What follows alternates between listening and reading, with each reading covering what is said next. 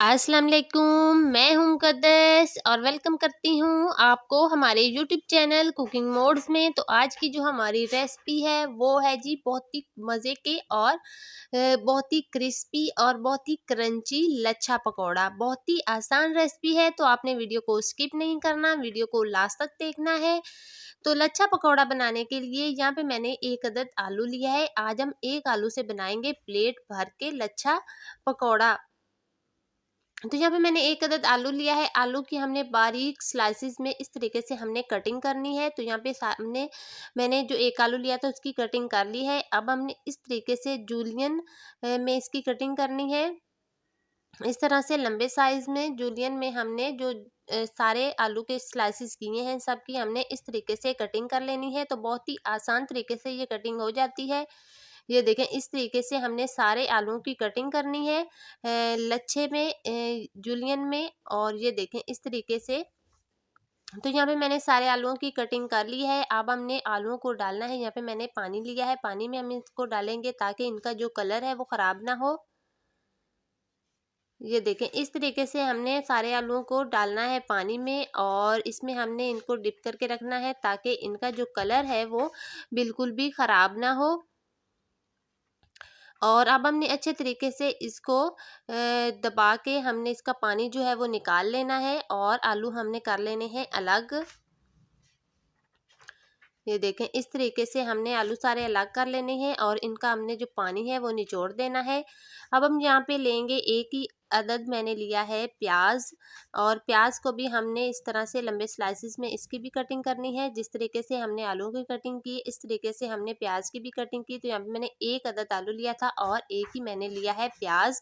तो यहाँ पे मैंने प्याज की भी कटिंग कर ली है। तो अब हम यहाँ पे एक बाउल में डालेंगे प्याज और आलू, और अब हम इसके अंदर डालेंगे हरा धनिया बारीक कटा हुआ खुशबू और खूबसूरती के लिए।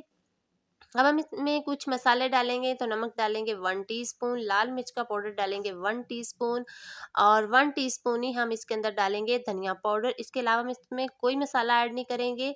और 2 टेबलस्पून हम इसके अंदर डालेंगे मैदा, और 2 टेबलस्पून ही हम इसके अंदर डालेंगे बेसन, और इसको हम अच्छे तरीके से करेंगे मिक्स। तो यहाँ पे हमने पानी बिल्कुल भी ऐड नहीं करना क्योंकि हमने आलू पानी में रखे हुए थे। तो आलूओं के अंदर ऑलरेडी पानी है, तो हमने इसमें पानी बिल्कुल भी ऐड नहीं करना। तो अब हम इसको करेंगे मिक्स। अगर हमें और ज़रूरत पड़ी तो हम इसमें बेसन थोड़ा सा और भी डालेंगे। तो यहाँ पे पहले मैंने 2 टेबलस्पून मैदा डाला था और 2 टेबलस्पून ही मैंने डाला है बेसन, और इसको हम अच्छे तरीके से करेंगे मिक्स।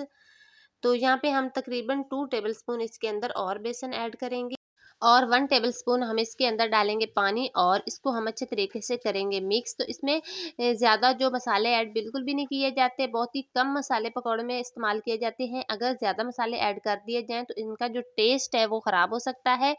और अब हमने इसको करना है फ्राई।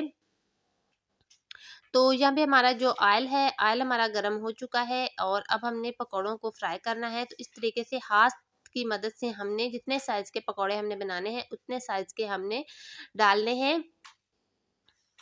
अगर आप मेरे चैनल पे नए हैं तो चैनल को सब्सक्राइब कर दें, बेल आइकन को प्रेस कर दें ताकि मेरी आने वाली हर वीडियो का नोटिफिकेशन सबसे पहले आप तक पहुंचे।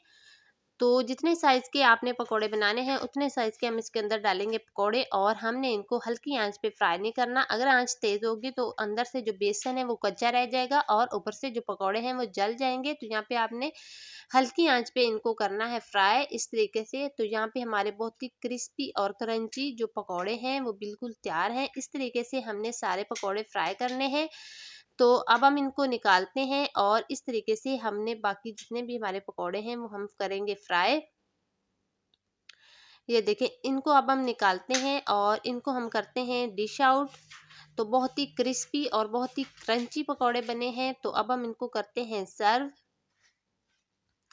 तो यहाँ पे हम लेंगे एक खूबसूरत सी प्लेट और इसमें हम डालेंगे पकोड़े। तो देखें, एक आलू से प्लेट भर के हमने पकोड़े तैयार किए हैं।